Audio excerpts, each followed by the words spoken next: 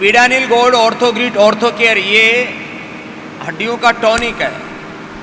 हड्डियों के लिए अब देखो, हड्डियों के लिए 5 चीज़ों का टेस्ट कराना जरूरी है।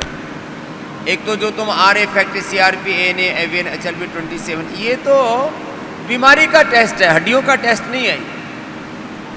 विटामिन D हड्डियों को ताकत देता है, विटामिन B12 हड्डियां और नसनाड़ियों को ताकत देता है, कैल्शियम हड्डियों को ताकत देता है।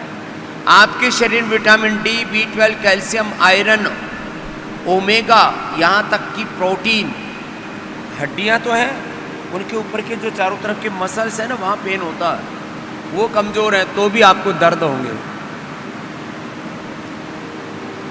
तो जिनको हड्डियों की प्रॉब्लम है, ऑर्थोकेयर तो कंटिन्यू ले लेना। यदि ज़्यादा vitamin D, B12, calcium, iron की कमी है तो Nutrela 100% natural vitamin D, B12, ओमे, calcium, bone health, iron complex, Nutrela iron complex.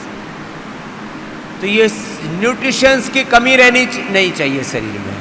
अपने टेस्ट करवाओ, टेस्ट कराओ मॉडर्न, और दवा खाओ एनसेंट।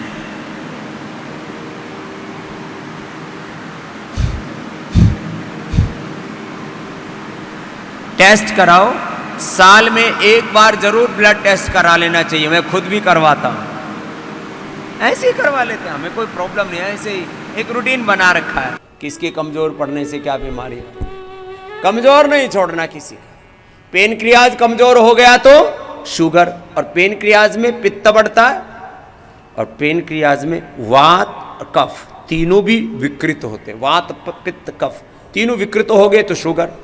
प्रधानतः वात विकृत होने से उसकी क्रियाशीलता कम हो जाती है, पित्त विकृत होने से पेनक्रियाटाइटिस और उसमें सूजन, इन्फ्लेमेशन आ जाता है, कफ बढ़ने से उसकी गतिशीलता घट गई, क्योंकि स्थिति को बढ़ाता है, प्रकाश क्रिया स्थितिशीलम। चलो, ये तो उसकी मैंने एक प्राकृतिक व्याख्या की। अब आगे बढ़ जाता हूँ।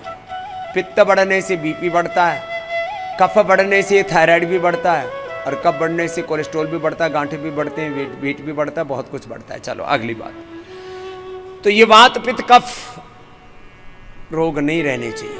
पेनक्रियाज कमजोर होने से शुगर। अब डायरेक्ट थायराइड कमजोर होने से T3, T4, TSH थायराइड, और पिट्यूटरी ग्लैंड के कमजोर होने से T3, T4, TSH thyroid stimulating hormone कमजोर पड़ जाते हैं।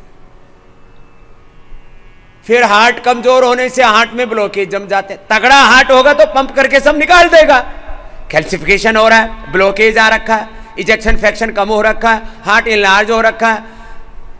मेरा दिल है कि बहुत धड़कता है, मानता ही नहीं है, तो धड़केगा दिल है तो।